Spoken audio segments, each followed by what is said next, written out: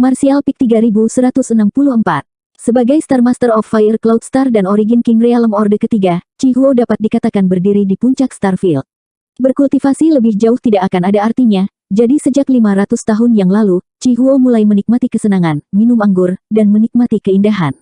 Selir hari ini hanyalah pembudidaya tahap Origin Returning urutan pertama, tetapi kecantikannya luar biasa. Kebanyakan pembudidaya tidak peduli dengan formalitas. Di aula utama, Chi Huo dan pengantin wanita mengenakan jubah merah cerah, duduk berdampingan. Para tamu dari seluruh aula semua merayakan, dan ketika mereka datang untuk bersulang, mereka juga menawarkan hadiah yang murah hati, menyanjung dan menyebabkan Chi Huo tertawa keras. Pengantin wanita duduk diam dengan senyum tipis di wajahnya, memancarkan aura yang bermartabat dan murah hati. Banyak wanita diam-diam menunjuk padanya, kata-kata mereka dipenuhi dengan kecemburuan dan kecemburuan, berpikir bahwa dia telah menaiki tangga sosial dan menjadi burung phoenix. Itu adalah giliran Master Origin King Realm urutan kedua untuk bersulang. Chi Huo, yang sedang memegang secangkir anggur, tiba-tiba mengangkat kepalanya dan menatap ke kejauhan, matanya tampaknya mampu menembus ruang saat dia memasang ekspresi serius. Aula langsung terdiam saat mata semua orang terfokus padanya. Chi Huo meletakkan cangkir anggurnya dan berseru, teman mana yang datang berkunjung. Chi Huo gagal menyambut kamu dari jauh, jadi saya ingin mengundang tamu terhormat untuk mengobrol. Kata-katanya mengejutkan semua orang yang hadir. Mereka belum pernah melihat Tuan Chi Huo bertindak begitu sopan sebelumnya. Kultivasinya telah mencapai puncaknya, dan dia juga adalah Star Master of Fire Cloud Star. Dapat dikatakan bahwa dia bertanggung jawab atas kehidupan dan kematian miliaran pembudidaya di bintang ini, sehingga bahkan Origin King Realm urutan ketiga harus menurunkan sikap mereka di depannya. Siapa yang bisa menerima perlakuan serius seperti itu dari Lord Chi Huo? Siapa yang bisa memiliki kualifikasi seperti itu? Saat mereka bingung, mereka mendengar suara yang sangat asing berkata, tentu. Mereka tidak bisa menahan perasaan aneh. Meskipun mereka belum melihat orang yang berbicara, tanggapannya terlalu sombong, sama sekali tidak mengetahui luasnya langit dan bumi. Menghadapi Star Master Chi Huo, dia tidak memiliki sedikit pun rasa hormat. Suasana hidup di aula tiba-tiba menjadi dingin saat semua orang memasang ekspresi aneh. Sosok Yang Kai melintas seperti sambaran petir saat dia melintasi gunung api 3000 km, targetnya adalah istana api yang menjulang. Tiba-tiba terdengar teriakan dari bawah, Tuan, bolehkah saya menyusahkan kamu untuk membawa saya? Yang Kai melihat ke bawah dan melihat seorang pria berdiri di atas batu hitam. Magma di sekitarnya mendidih, suhunya sangat panas, dan lingkungannya sangat berbahaya. Orang ini hanya pembudidaya tahap pengembalian Origin urutan kedua dan cukup muda, sekitar 27 atau 28 tahun. Wajahnya persegi dan pakaiannya compang camping, dia pasti cukup menderita dalam perjalanan ke sini. Kulitnya yang terbuka juga menunjukkan tanda-tanda tersiram air panas oleh magma, dan Senki yang melindungi tubuhnya bahkan lebih redup, seolah-olah bisa runtuh kapan saja. Sebagai kediaman Chi Huo, gunung api sepanjang 3000 km ini bukanlah sesuatu yang bisa dilanggar oleh orang biasa. Jika pembudidaya tahap Origin Returning urutan kedua tidak memiliki panduan apapun, mereka hanya akan mati di sini. Namun, dia tidak mundur. Meskipun dia dalam keadaan yang menyedihkan, matanya dipenuhi dengan tekad, seolah-olah Yang Kai tidak setuju, dia akan menyerbu ke istana api dan mati tanpa keluhan. Kamu memanggilku. Yang Kai berhenti dan meliriknya. Tuan, tolong bawa aku bersamamu, Cui Mengyuan tidak bisa cukup berterima kasih. Pemuda itu membungkuk dalam-dalam. Meskipun wajahnya tertutup tanah, etiketnya sempurna. Jelas dia telah menerima pendidikan yang baik. Kenapa aku harus membawamu? Yang Kai menyeringai, manfaat apa? Cui Mengyuan menggelengkan kepalanya, selain hidupku sendiri, Cui ini tidak memiliki yang lain. Yang Kai melengkungkan bibirnya, hidupmu tidak berharga di mataku. Mata Cui Mengyuan menjadi gelap saat dia menghela nafas ringan dan tidak lagi mencoba memaksakan masalah ini. Dia mengangkat tubuhnya dan hendak terbang ketika magma di sekitarnya tiba-tiba berubah menjadi makhluk hidup, mengembun menjadi ular piton yang berapi-api dan menggigit ke arahnya. Hati Cui Mengyuan tenggelam, mengetahui bahwa dia akan mati tanpa keraguan, jadi dia tidak melawan, hanya melirik ke arah istana api. Panas terik tiba-tiba tersapu, dan rasa sakit yang dia bayangkan tidak datang. Cui Mengyuan tertegun sejenak sebelum menyadari bahwa dia telah diselamatkan, dan piton api di sekitarnya yang menerkam ke arahnya telah berubah menjadi magma dan jatuh. Menatap Yang Kai dengan penuh rasa terima kasih, dia berkata, terima kasih banyak, Tuan. Baiklah, karena takdir telah mempertemukan kita hari ini, aku akan membawamu. Yang Kai menyeringai saat dia meraih kerah Cui Mengyuan dan mengangkatnya seperti anak ayam kecil. Dalam sekejap, pemandangan di sekitarnya dengan cepat surut. Dalam sekejap mata, mereka tiba di Flame Mountain.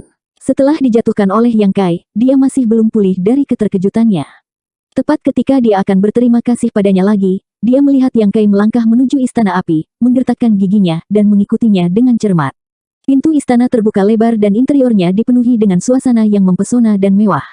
Saat Yang Kai masuk, banyak pasang mata menatapnya dari segala arah, dipenuhi dengan permusuhan yang samar. Di atas mereka, seorang pria kekar dengan rambut merah dan janggut merah duduk seperti menara besi, mengenakan jubah merah, seperti nyala api yang bisa membakar dunia. Sepasang mata merahnya seperti dua lentera yang menyilaukan, berkedip dengan cahaya yang menakutkan. Cui Mengyuan muncul dari belakang Yang Kai dan menatap pengantin di samping Chi Huo dengan ekspresi rumit. Meskipun kata-katanya lembut, mereka tidak bisa lepas dari telinga Yang Kai. Tubuh lembut pengantin wanita juga bergetar, tetapi dia dengan cepat menurunkan matanya dan kembali normal.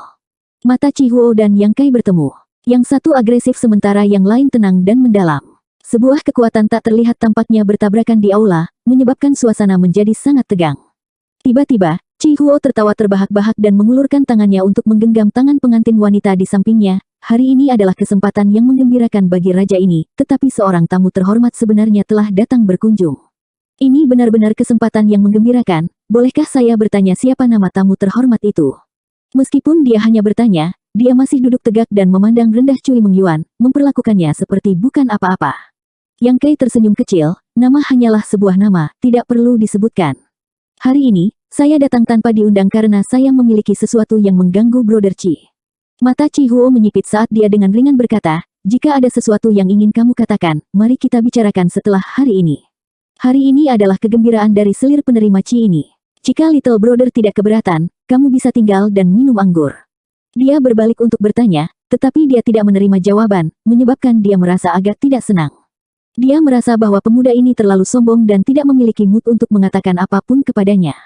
Apalagi pemuda ini benar-benar memanggilnya kakak Chi. Bukankah ini agak terlalu sombong?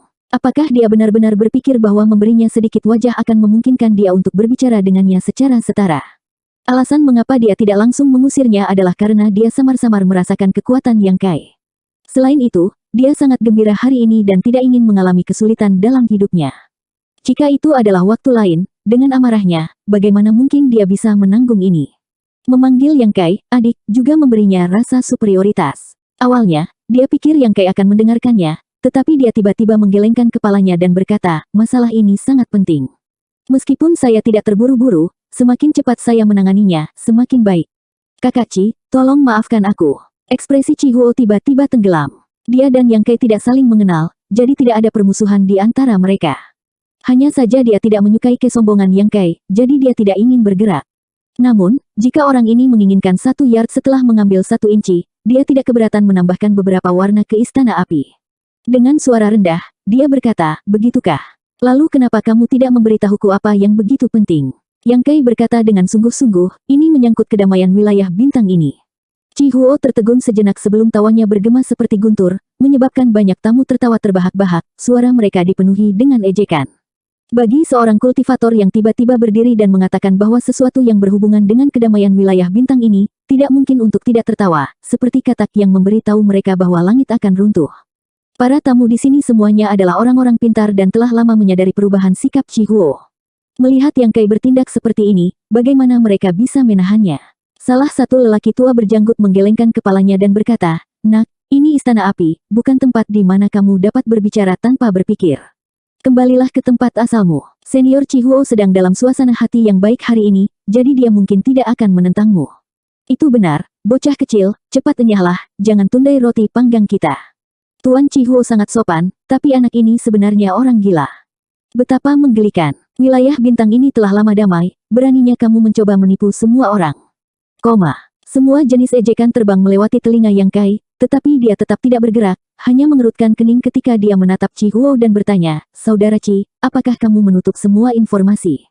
Mengapa? Tamu-tamu ini sepertinya tidak tahu apa-apa tentang apa yang terjadi di Starfield selama beberapa tahun terakhir dan sebenarnya mengatakan bahwa mereka telah lama berdamai. Mungkinkah mereka tidak ingin berkomunikasi dengan dunia luar? Memikirkan kembali penghalang yang baru saja dia temui di Fire Cloud Star, Yang Kai segera mengerti bahwa itu bukan karena mereka tidak ingin berkomunikasi dengan dunia luar, melainkan karena Star Master telah menyegel segalanya. Mereka tidak dapat memperoleh informasi apapun dari dunia luar. Memalingkan kepalanya untuk melihat janggutnya, dia bertanya, apakah senior tahu tentang Great Desolate Starfield dan Sekte Underworld? Pria berjanggut itu mengerutkan kening, omong kosong apa yang kamu katakan? Dari mana bocah gila ini berasal? Kata-katanya yang gila membuat orang lain tidak senang. Tuan Chihuo, izinkan saya untuk mengusirnya, kata seseorang dengan marah. Ini seharusnya menjadi perjamuan yang bagus, tetapi sekarang setelah bocah kecil ini datang, mereka kehilangan kesempatan untuk menyanjungnya, jadi tentu saja mereka tidak bahagia.